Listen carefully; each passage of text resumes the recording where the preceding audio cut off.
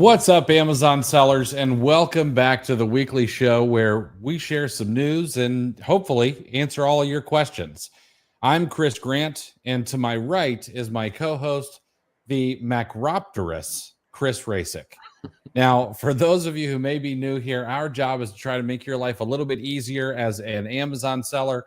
Whether you've got questions about flipping items from clearance aisles, pulling the trigger on some OA, or maybe you're just wanting to dive into wholesale, we're here to help.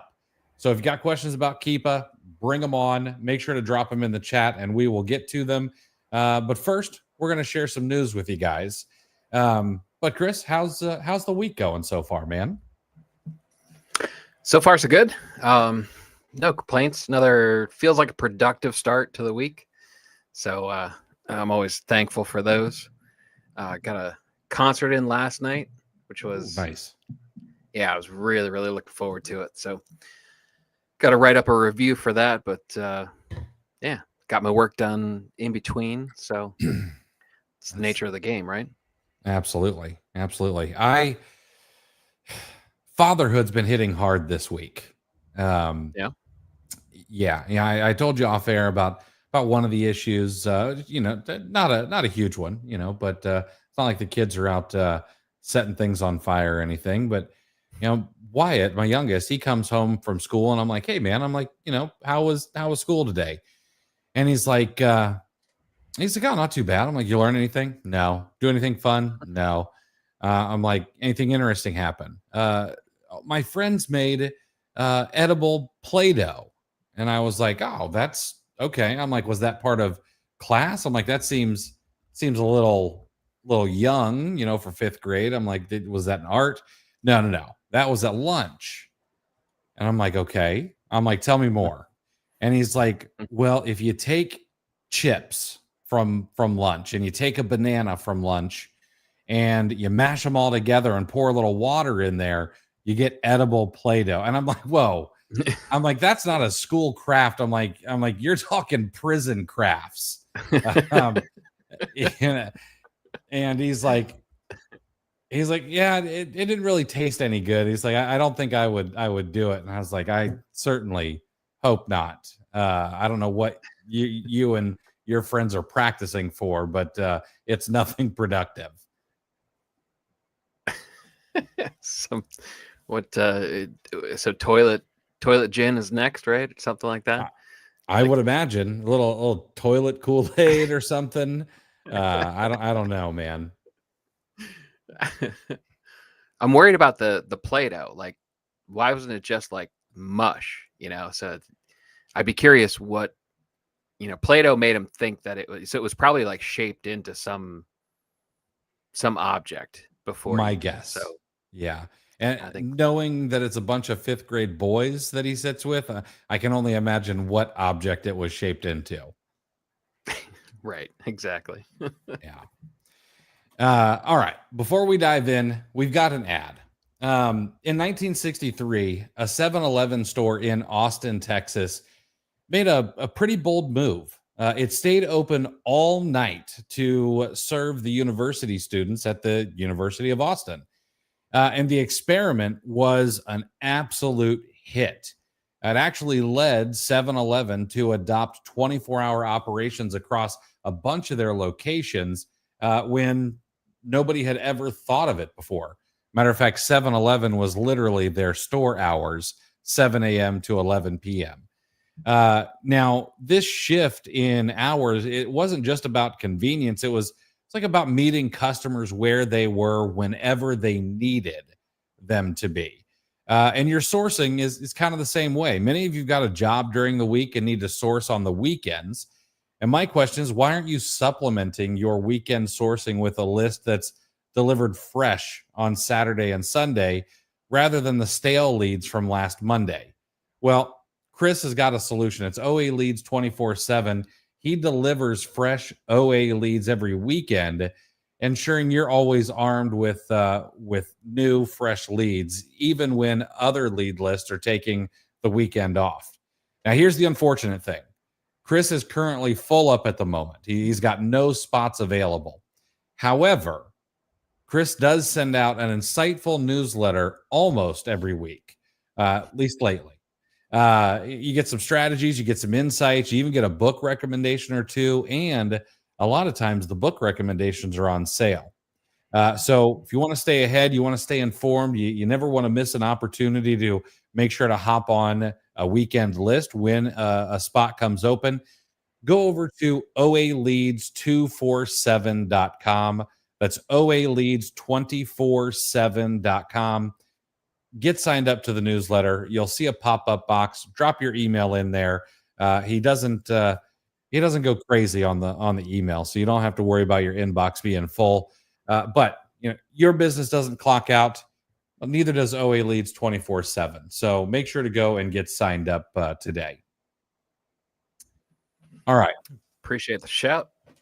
I Absolutely. think I shared it with you earlier. The book recommendation that I sent to you a little bit earlier. That's probably going to make the newsletter tomorrow. That was actually, if you watched the Nick Huber podcast interview, that was the book that he recommended when we got to the end where we asked, if there was a book or anything that he could recommend. His recommendation is currently sitting at $2 right now for the Kindle version. So yeah, not gonna find that any cheaper, I would imagine. All right, a little bit of news, and of course, we will answer your guys' questions. So it's a little quiet here. I'm glad that you all are here. But if you've got questions, make sure to start dropping them in the chat. We will get to them. There's not a ton of news this week, but the first thing, Amazon and FedEx just pulled off the logistics version of getting the band back together. After nearly 6 years apart, you may remember FedEx actually walked away from both ground and express shipping contracts back in 2019. Well, the two companies have kissed and made up, and they've signed a multi-year agreement that's going to put FedEx back on the field. It's actually happened very quietly back in February, but the news is really just dropping. Now, what is FedEx going to do exactly? Well, they've been brought on specifically to deliver Amazon's large packages. It's not going to be your standard padded mailer or shoebox sized items. This is for big stuff. Think air fryers, furniture, oversized inventory that it's expensive, annoying, and maybe even time sensitive to move. But here's what we know. This agreement was quietly signed in late February 2025.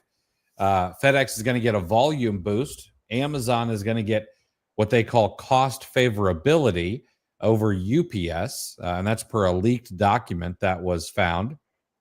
UPS, by the way, just announced not too long ago, we talked about it here, that it's cutting Amazon volume by 50% by late 2026 due to profitability concerns.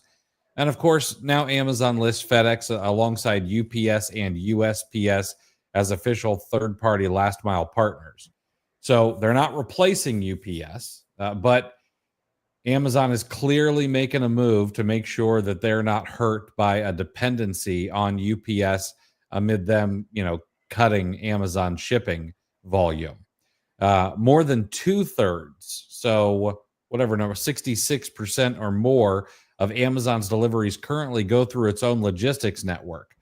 But Amazon often puts the bulky items on other folks. All right. They're still quite a headache. So now, because of this, and here's my hope, since shipping fees have been climbing for years, hopefully this agreement improves some negotiated rates for sellers if you happen to use FedEx to ship to customers, which may not be for the everyday light stuff, but if you're going to ship something large, which we've done in past Q4s, but try not to do outside of that. But unfortunately, it's not going to do anything for FBA fees or anything like that. But I did want to try to pull one silver lining out of this whole thing. So hopefully this is a win, especially for those who are doing merchant fulfilled. And we know that the trend seems to be going that direction. More and more people want to do that. So hopefully this is a good thing. Yeah, I think at worst it'll be a nothing burger, right? Mm-hmm. It is interesting though, because UPS ended their partnership or the plans to reduce the volume with Amazon. That wasn't necessarily proactive. That was a reactive move. based on some internal downward trends, correct? I believe so. If I remember correctly, yes. Yeah. So, you do have a situation where, so UPS is kind of backpedaling based on, poor trends internally and whatnot. So we don't know what they're going to do to kind of right the ship. Like they decide to cut some costs, and obviously they probably, Amazon, the volume that they have, they can negotiate pretty decent rates. Mm-hmm. There's nothing saying that UPS is going to be successful in replacing the Amazon volume with something more profitable and turn the ship around.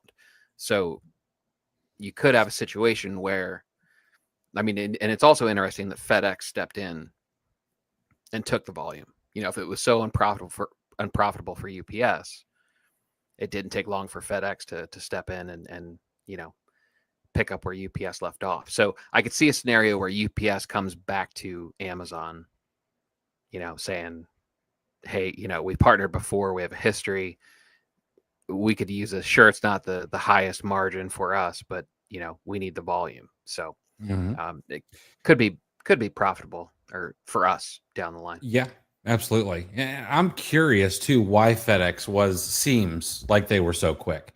And so of course I started thinking about it. If I'm not mistaken, I'll need to go double check this, but I think that a lot of FedEx routes, or at least enough of them, are actually like owned kind of like by contractors.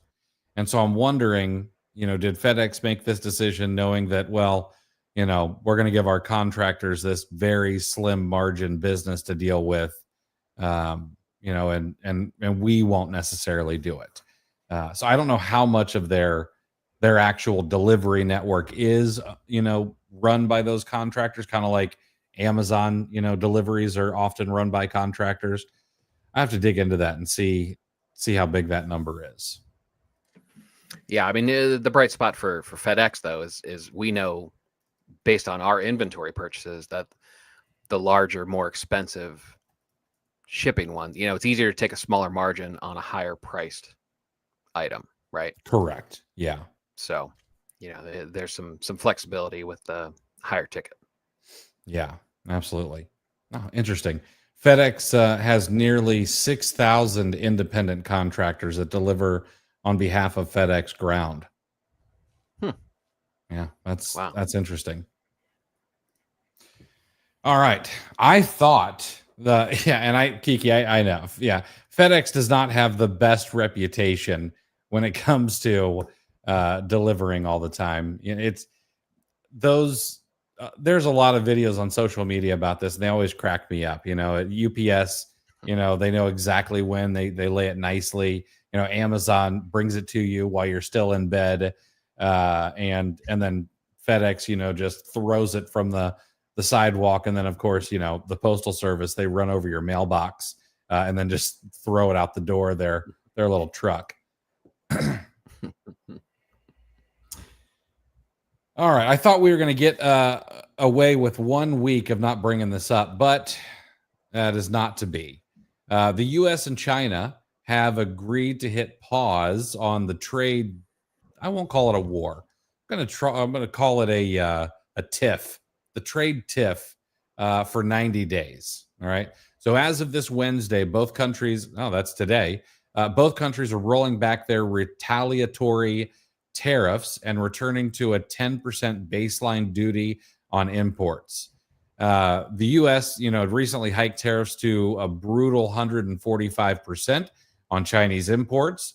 Well, that's now on hold. I actually think that the total is going to be something like 30%. And then a 10% tariff is going to be charged by China during this pause period. And then there are going to be some other duties in Section 301 and 232. 232 is the de minimis exception. And of course, China is then matching that. They're cutting their tariff down and apparently scrapping all the increases from April 2nd. Both sides are set to implement this by Wednesday, and trade talks are supposed to continue over the next 90 days. Now, reportedly, the vibes were immaculate, as they say, during this talk or conversation. Treasury Secretary Scott Bessent, I'm not sure how to say his last name, and U.S. Trade Rep Jameson Greer came out of the talks in Switzerland saying they felt weirdly optimistic. Greer even said the differences may not be as large as we thought, which I guess means this thing might finally cool off. But, don't count the eggs before they hatch, I guess. I will say this. I have some friends who have paid some large tariff bills already. I feel bad for them. It was a hefty sum that they shared on Twitter. I hope there's a way that they can get reimbursed for some of that or get a refund for some of it. And Chris, as an armchair geopolitical expert, I'm curious what your thoughts are. Is this going to be a good outcome long term, or is this just them kicking the can down the road? Yeah, it feels like kicking the can. If not like just more posturing, the unfortunate part about it is that the biggest impact of this back and forth with the tariffs is it's not the actual tariffs that we have to deal with. It's the companies that are potentially affected by it, what they do in anticipation of it. Right. Yes.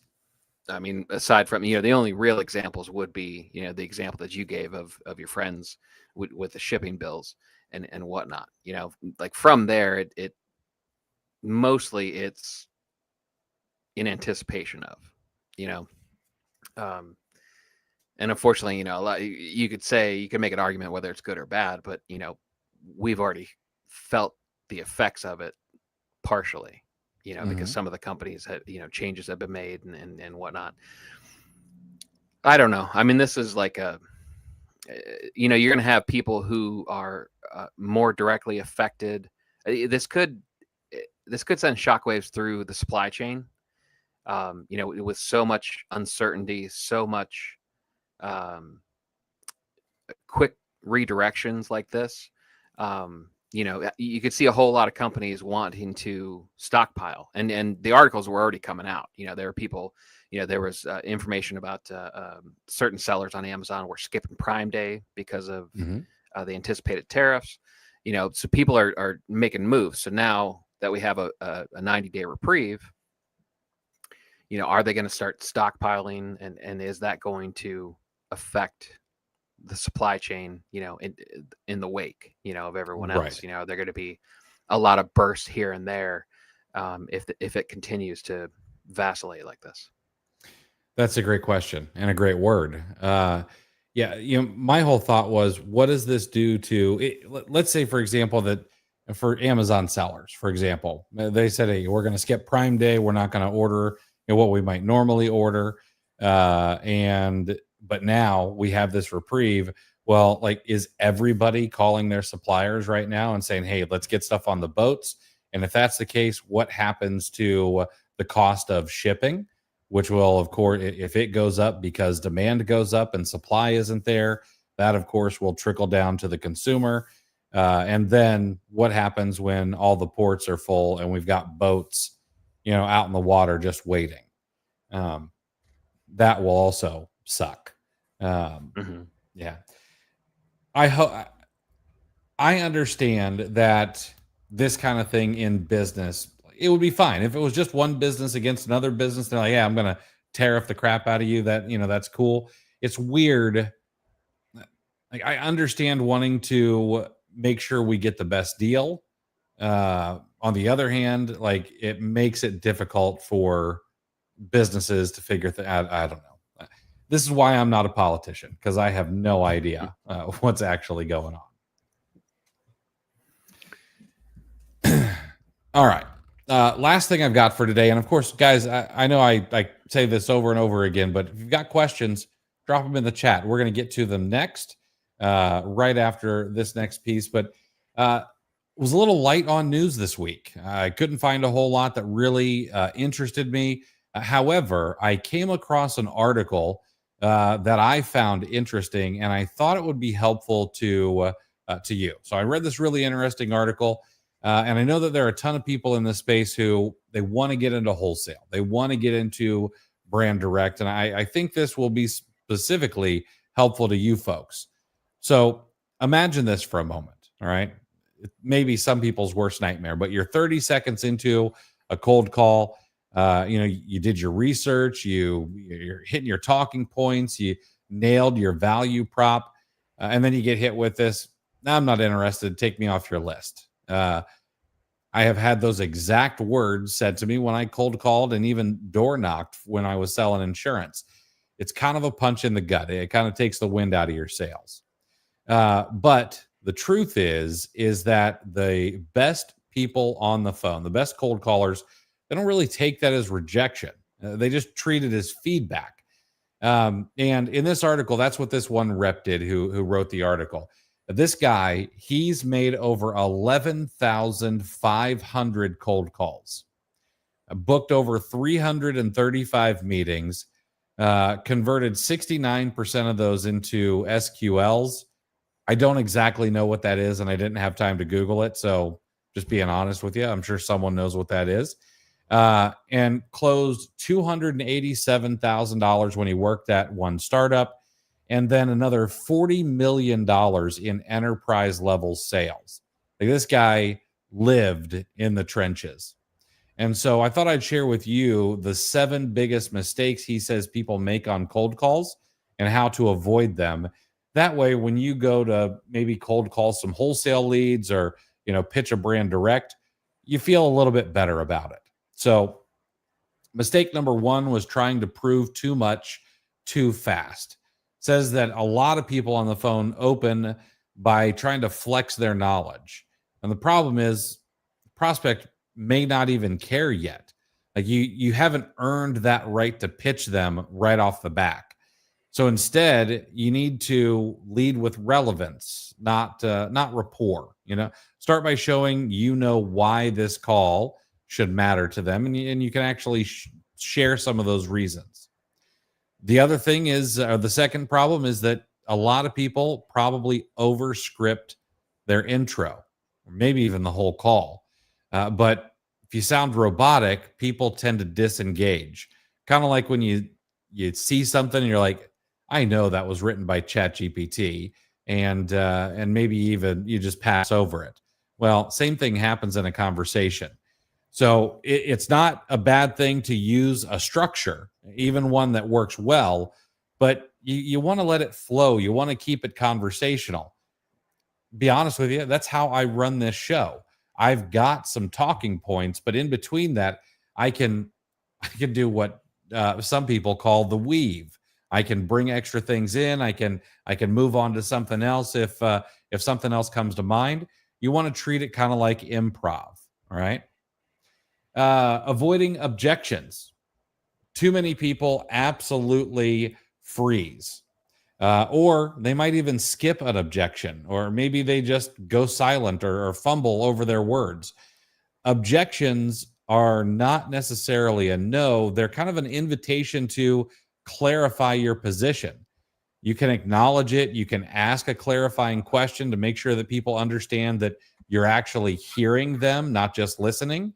And then you can reframe it a little bit, or even come back to, hey, this is how we can overcome that objection. Number 4, people often confuse politeness with progress. Thanks for the call sounds like an invitation. So does, hey, I'll talk to my team. But those are really usually brush offs. Okay. So instead, you want to try to drive the call to next steps. Don't just say, okay, great. I'll wait for your call. Say, great. What's a good time for me to follow up? Ask to get on that calendar. That way you're kind of testing their urgency. And if they say, oh, well, I don't know, it's a brush off. Okay. And that's okay. Brush offs happen. You just hang up, pick up, and dial again. Not asking timing-based questions. Why us is fine, but why now is better. Okay. So you want to understand like how urgent are they, especially with say you're pitching a brand, how urgent is it that this brand get uh their Amazon listings and their logistics under control? Is it something they really want to get done in the moment, like they're tired of their prices being way below map, or are they like, well, whatever, we'll kind of take care of it whenever we get to it? That will allow you to know like how hard do you push. Number 6, trying to sound smart instead of curious. Smart people on the phone like to think they know all the answers or sound like they know all the answers. However, asking the right questions is typically better. Get them to talk. People's two favorite things to do, or people's two favorite things: the sound of their own name and typically talking about themselves. Really easy to get people to open up when you start asking them questions and get them to feed you answers. Okay. You want to kind of guide them there. You don't want to be this hero. You want to take everything in. Curiosity is going to build connection, and then it's going to be much easier to close, because then you're closing a friend, not just someone you got on the phone with. And then finally, number 7 is lacking a process. No tracking, no testing, no feedback loop. What is measured gets managed, period. All right. You need to treat cold calling or calling brands or calling distributors or suppliers, talking to managers at stores, like track what intro works, A/B test your openers, measure your conversion rates, and then you can adjust based on data. Okay. People think this is silly. All right. But I would actually, I did 2 things when I was really trying to make a lot of inroads with managers. One, I would go in with donuts and I saw how that worked. And the other, I would go in with coffee and I saw how that worked. Now, I thought on the front end, I thought that actually coffee would be the thing, because everyone drinks coffee. And not everyone eats donuts, but I was wrong. Donuts won every single time. And, got me to you can go and source the back room, or sure, why don't you look at clearance before we put it out on the shelves, or you can get an extra discount on top of, what you're shopping for today. It won by a mile. So now, why does all this matter? Because cold calling and reaching out to brands, distributors, things like that, going out and talking to managers, it works. Okay. The problem is too many people. I agree, Luke. Coffee is gross, and I know Chris is clutching his pearls when I say that. But cold outreach, it works. However, you need to be structured about it. You need to be intentional about it. You want to try to make sure that it's as personalized as possible. Everything kind of feels automated anymore, and human connections actually still work. So you want to try to make those human connections. And then finally, and you've probably heard this before, every no you get isn't just a rejection. It's actually an opportunity for feedback. It's a feedback loop. Okay. You can collect that feedback, and then you can get better the next time you do this. All right. And remember, no is just no right now, not no forever. We've got to be more like toddlers who will ask for the same treat or toy over and over and over again without any sort of fear or humiliation. First, right off the top, there are coffee drinkers, and then there are people who have the toilet paper go under the roll. There's the right people, and then there's just the backwards people, and that's fine. I mean, we love everyone, right? So, and you're in the same camp as the guy who likes old lady purse butterscotch hard candies. So how good do you feel about yourself? It's not great company. Not great company. Right. So, Look, this is, if, as the kids like to say, this is one of the words that I'm a fan of, the ick, right? Mm-hmm. If there was one part of our job as Amazon sellers that would be labeled the ick, it's cold calling, right? Mm-hmm. It's just gross, like nobody truly enjoys it. It's a matter of how thick of a skin you can have to tolerate it, right? Yeah. Like, so understand that. That's, I think, vast majority of us would all agree on that, but it's a necessary evil, and it's really not that different from learning to source, in my opinion.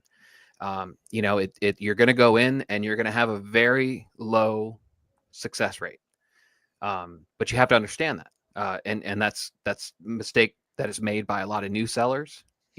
They see, they compare somebody else's chapter 10 to their chapter 1, and they get impatient, and they don't realize how many bad products you're going to have to toss out before you get to the good one. So you need to kind of analyze how you react to the duds, which is also going to be the same way you react to the no's once you start cold calling, if you go down this route with your Amazon business. You can sit there and you can be like, oh, you find a product and the numbers are great, everything looks good, and then all of a sudden you look and you see pattern is the only FBA offer, and you're like, all right, I don't really want a certified letter from Rosenbaum, so, and then you toss it out. Now, I know sellers that will get angry, they're like, oh, thinking, and then you hear the term like, oh, I was so close. Like, no, you weren't. It only looked good because patterns pushed everybody off, and they can do what they want. If there were 15 FBA offers on it, the numbers wouldn't look the same. So you weren't close. You found one, you tossed it, you move on to the next one. It's the same thing with cold calling.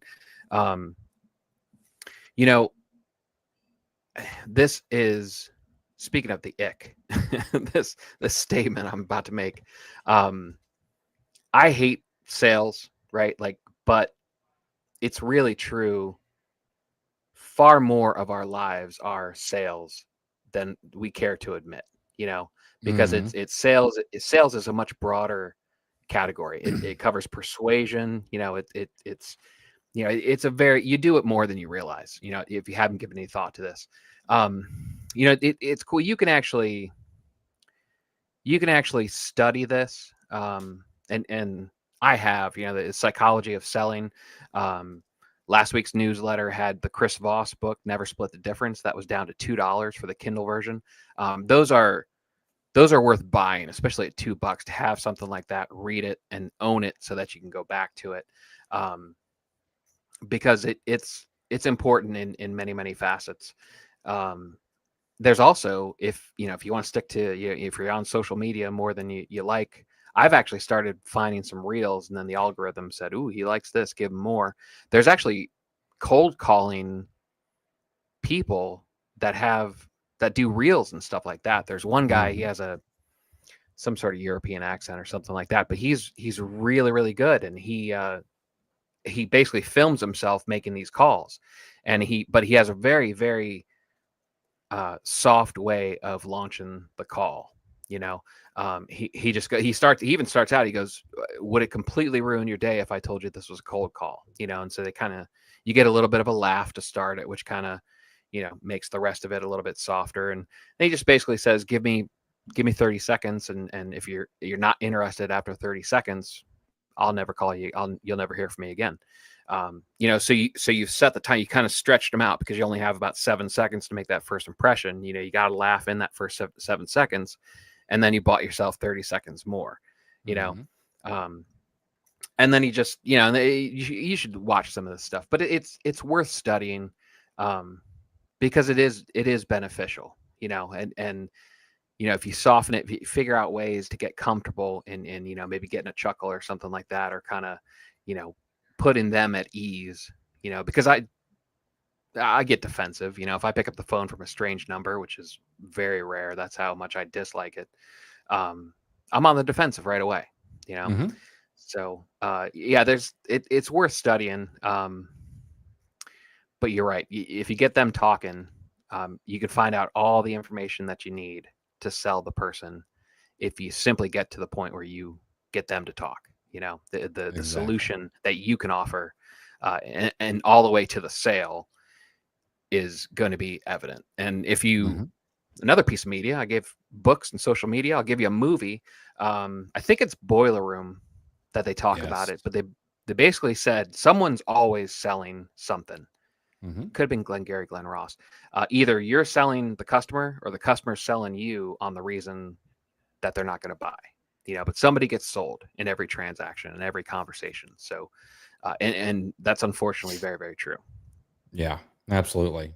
And honestly, if you want something outside of, the Amazon space or anything like that, learning how to sell, learn how to be a little persuasive. If you're a parent, goes a long way. Goes an absolutely long way. And yeah, both of those movies, Big Jim, both of those movies are fantastic. I need to rewatch both of those. Yeah, they get me fired up every time I watch them. They're great. Right? It makes me want to start a cold calling, Boiler Room. Almost. All right. Let's answer some of your guys' questions. If you've got questions about anything, make sure to drop them in the chat. We'll be more than happy to get to them. Let's see here. Oh, geez. Chris, I'm gonna let you take this. You're a bigger baseball fan than I am. Do you want to combat this Tigers continuing to be the number one team in baseball? That's Corey. I just said it to a Mariners fan yesterday. Actually, you can have all the early May baseball glory that you care. Just gorge yourself on it, buddy. Have at it. I will not fight you.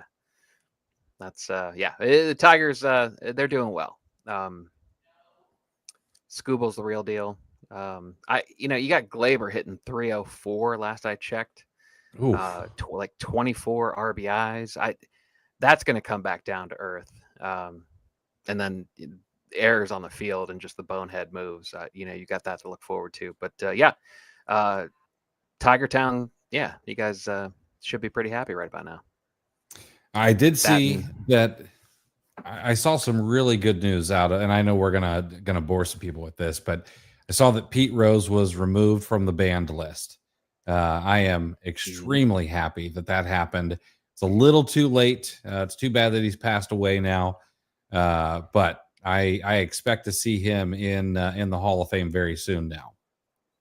Yeah, Shoeless Joe Jackson too.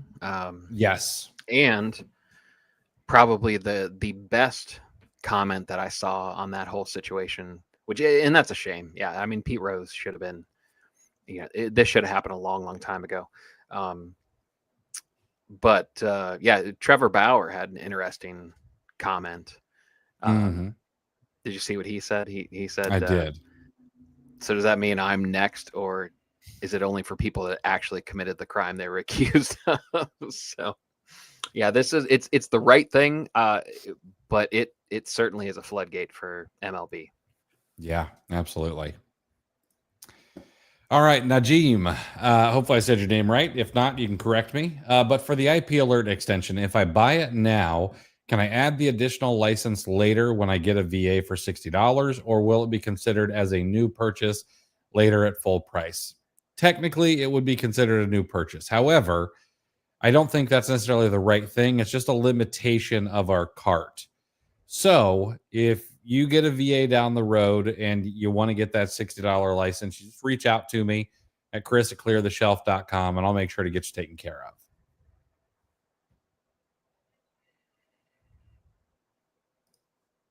AMZ with me. Loving the podcast lately. Thank you. Can you suggest an episode that was a real banger? Honestly, we've got a couple, in my opinion. I'll tell you what I would go listen to, and I don't mean any disrespect by leaving anybody out. We've got a bunch that are really good, but I would go and listen to Paul Rafelson. I would go and listen to Jeff Storch, Saul from the Buy Box, Kim and Perry, and Steve French. And we've done two. We've done one with just Steve, one with both Steve and Alexa. Those might be some of my absolute favorite ones that we've done for Amazon sellers. Our episode with Nick Huber is probably underwatched. It was also good, but it's a lot of outside Amazon stuff. So, Chris, what am I missing? It kind of depends on it's kind of a broad catalog now. As far as what you like, it depends on what kind of seller, what kind of content you want to consume. If you're RA, if the idea that entices you, or you're doing a lot of it, the Steve French episode is going to be awesome. If you want to aspire to 8 figures in your store, Jeff Storch, there'll be 2 episodes with him. Jassim is another big one. If you want automation, there's several stuff. Who's the I'm blanking on the name. Nick Spizak. No, Nick Spizak, yeah, and then I would say I would argue Dylan. If you want to look into AI and automation, Nick Spizak, and we've had several with Dylan from Aura. Those are great. If you want to do mindset stuff, if you like that, we've got plenty, because that's our jam. If you the surprising one that's turned out to be very, very popular is our episode on how to build $1 million store. Yes, I think we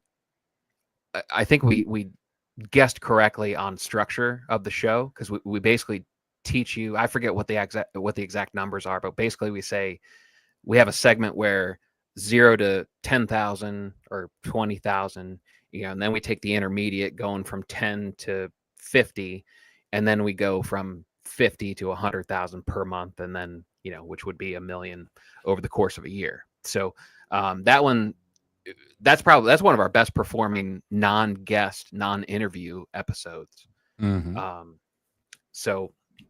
If you tell us what you like in particular, out of those topics, or if you have something that you really like consuming, I'm sure we can point you in the direction of something. We've probably covered it by now. Yeah. Wholesale, if you want to get into wholesale, we've got episodes with Corey Ganem. He's been on at least twice, right? At least twice. Yep. Yeah. So, and I'll tell you what, while we're on the topic of the podcast, it would be incredibly helpful if you guys wrote in and let us know what you want. Like, that's actually one of the hardest things of the week that I've got to work on, is either A, finding a guest, or B, coming up with a topic for us to discuss. And listen, we have no issues with hitting record and actually talking, but the idea muscle gets a little tired every now and again. So if you know somebody you'd like to hear from, or if you have a topic that maybe hasn't been touched or hasn't been dove deep enough on, let us know. You can shoot me an email. You can DM me anywhere: Instagram, Twitter, Facebook, I guess, anywhere. And I'd love to have all the ideas. Yeah. And if this kind of stirs up people going back to the podcast that maybe haven't been there or haven't been back there in a while, feel free to leave us a review too. I think we've gotten a little stale on the reviews, or at least last time I checked. So yeah, that would certainly be very helpful. Appreciated. Yeah. Lola, hey Chris, I purchased an item at Ross and a customer complained to Amazon about authenticity. My question is, what's going to happen to my account if I can't find my receipt? Well, chances are one complaint is not going to get you suspended. However, it will, if you cannot prove that it's authentic, then it's going to sit there for 180 days before it falls off. And it's kind of going to be on your, like, it's going to always be part of your permanent record. So if you can, do anything you can to prove that to them. And that means if you have to go back to the store and show them your credit card that you purchased it with and ask them to print you out another receipt, then do that. I can't call him in here right now. My son actually, my oldest boy, he works at a competitor. He works at TJX stores, not actually TJ Maxx, but I'm pretty sure they can print an old receipt based on your credit card. And that should be able to help in some way. So Big Jim here says Krispy Kreme donuts when they were new were the bomb. I'm gonna push back here. I think Krispy Kreme is a garbage donut, and Jolly Pirates in Columbus, Ohio, it makes a much better donut if you can't get something from Der Dutchman. All right. Well, I mean, you went niche, so I can't. I haven't heard of that, but at least you didn't say Duncan, right? We can all agree that Duncans Donuts themselves are garbage. Trash. No, those are bottom of the totem pole. I thought about going even more niche with Buckeye Donuts, which is also good. Nah, Corey'd have something smart to say if you went, so that's all right. Oh, look, he has something smart to say anyway. Yeah, of course. Yeah. So we're light on the news. That's news in itself. Krispy Kreme paused their partnership with McDonald's. Interesting. They have been rolling out a plan. They were doing a slow rollout, but they were eventually going to have fresh Krispy Kreme donuts in every McDonald's location. That was the ultimate plan, but they have since pumped the brakes on that. So interesting. Now, Gene, yes, this would actually be a good idea. And I know that, Flamingo says some people already do this, but yeah, starting a service to call wholesalers on others' behalf would actually do very well. This is one of the things I know a ton of people are afraid of.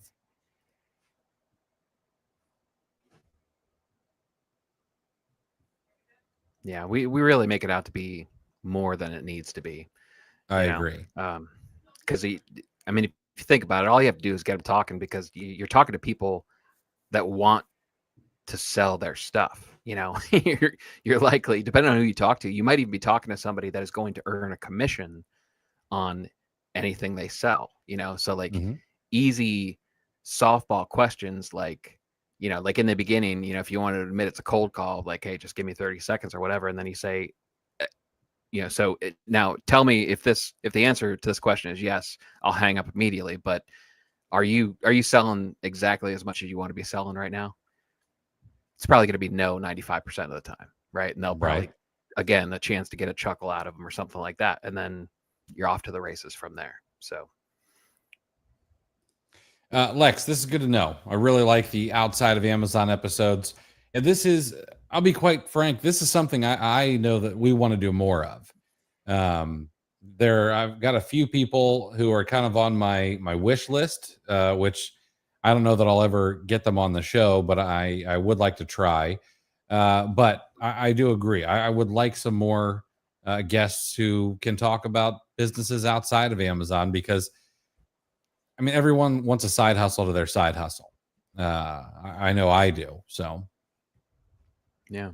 Plus, that's the one great thing about selling on Amazon is how much you learn about business. Like these skills, a lot of these skills are transferable. And so you get going, you build a good store, and you've got some cash flow. It's a pretty smart move to parlay that into expanding your empire, so to speak. Yeah, absolutely. Lounger, have you ever done a totally VA centric episode? Maybe a segment from your live training of a task, or segment from an interview during hiring process? No, I don't think we've done. I think we've done something on how to hire, but I'll mark this down. This is something we could definitely talk about. I'm sure we could be helpful there. We've hired and let go of a lot of them.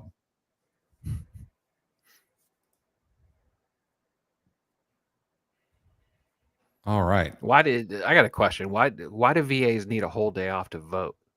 What kind of election system do they have going on over there? Is a great question. So I looked it up because that's one of those holiday. I try not to forget the holidays when it comes around for the VAs. I want to be proactive and letting them know that they've got the day off. But the voting one, it didn't make any sense to me, and I totally missed it. But apparently, like, they have to go vote in person. There is no mail-in voting. You've got to a lot of them, like a lot of countries, like dip your finger in some ink, once you vote, and all kinds of stuff that we're not used to here. Oh, Tourette's guy was a fan of Jolly Pirate Donuts. I forgot about that. Big Jim, what's the title of your popular $1 million episode? Well, I'll tell you what. Let me find out here, and I will tell you the title of it. I think it's How to Build a $1 Million Store. Or I think it's something along those lines.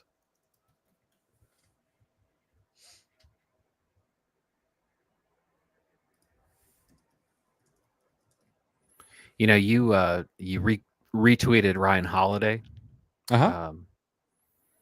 And it's a quote from Epictetus. It says, "You become what you give your attention to," which is, that was actually, what was it? Was it organized tomorrow, today? I think you become what you focus on was the quote from there. There's a lot of quotes in that line.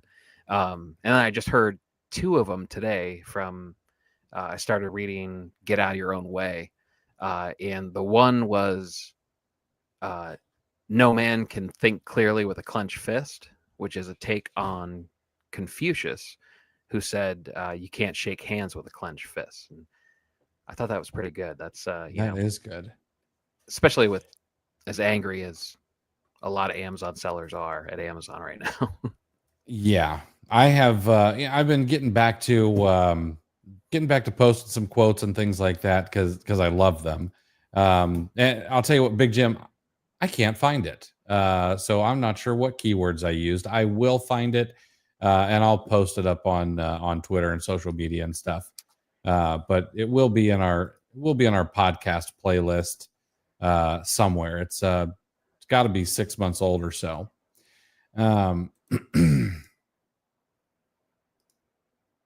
Actually see. It's how to become a 7-figure Amazon FBA seller. It's listed 11 months ago. Is the timestamp that YouTube's given right now. Beautiful. Build a 7-figure storefront. Perfect. Yes. Anyway, so I've been trying to find more quotes. I'm a bit of a quote hoarder, and a lot of the ones that I've been finding lately are about how you shouldn't complain if you're not willing to come up with any solutions or a way to figure things out. And I was like, ooh, maybe I won't share those ones with the Amazon community quite yet. Not everyone's ready for that.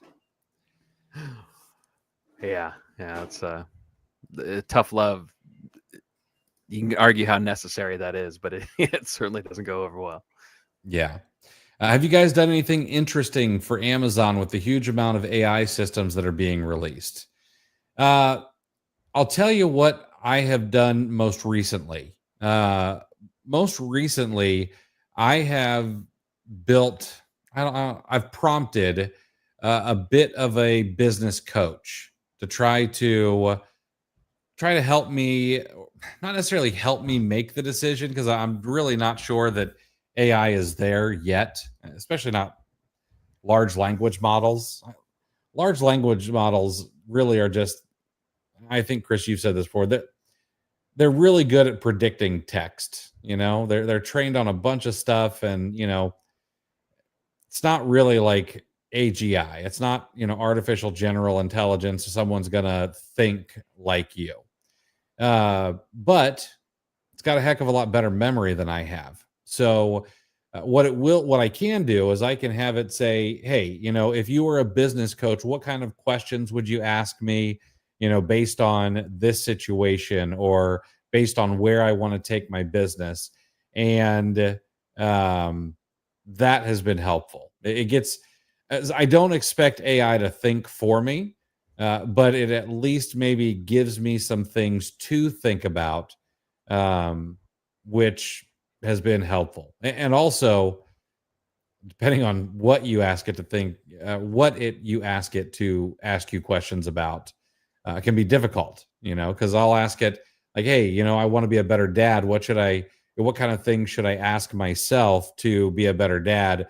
And it pulls from hundreds of psychology books and things like that, parenting books, and then you start thinking about those questions. You're like, holy crap, maybe I'm not as good of a dad as I pat myself on the back to be. So careful what you ask for. All right. Yeah. No matter what kind of dad you are, you start reading stuff about parenting and you will think less of yourself afterwards. Right. You know what? Lounzinger, I mean, I think most people, when they ask a question like that, they're kind of asking about automating or streamlining sourcing, especially with the talk of the agents now. And that's, Chris mentioned it. And I think he's right. It's probably a little bit too early with that. But one thing that I will tell you that Perplexity is excellent at, that has really helped me, is multiple times a day, every single day, I will run into products that there's something off just a little bit, usually like a letter or a number on the model number, between the source site and the Amazon listing, right? So I will go into Perplexity and I will ask it and I'll say, hey, what is the difference between 540 VR and 540 VRB from this company? And just let it do the research, and it will actually do all that research, and it'll tell you, and I've gotten answers like VR is no longer made, VRB is the replacement. There's no big differences between, it was basically just a model number and just a refresh of the product, so they're essentially the same. And then I found the opposite too, where it tells me like, no, this is something specific to this, where this model number is for this. And I'm like, okay, that's not a match, because the main thing, we don't know who made these Amazon listings, anything could have been fat fingered, and then you run into things like UPC number changes. Sometimes the companies themselves just start with a new UPC, just if they change the label, the formula is the same, everything's exactly the same, but they changed the color scheme or just changed the label. So they decided to change the UPC. And it's probably valuable for them on a tracking basis, or a, inventory or whatever they're doing. There's probably legitimate reasons that they do that, but it can cause confusion if it's an older listing, and you're sourcing. And if you're not like, man, I'm only 80% sure on this one, I'd like to be a little more sure, especially in the current state of Amazon. So Perplexity is great at stuff like that. Mm-hmm. Absolutely. And Flamingo, an AI packing robot. Yeah. I looked at the new videos coming out from Tesla with their Optimus robot. I believe it's Optimus. I can't remember what they're calling it, but that thing is looking good. And who knows? Maybe it's just garbage, but like that will do it eventually. Honestly, I would probably buy one when they come out. Like if it's actually useful, I think I'd buy one. But you bring up a good point here. I like doing descriptions from photos for eBay and stuff. I built out a killer eBay listing model in my chat GPT, and it does an excellent job. I actually have it take photos. I'll take a photo of an item. Okay, so let's say I don't know. Let's say a thing of vitamins. Actually, no. I did this with a thing of soap. I bought a 4-pack of soap, and just a test. I wanted to sell it on eBay, so I took a picture of the 4-pack of soap.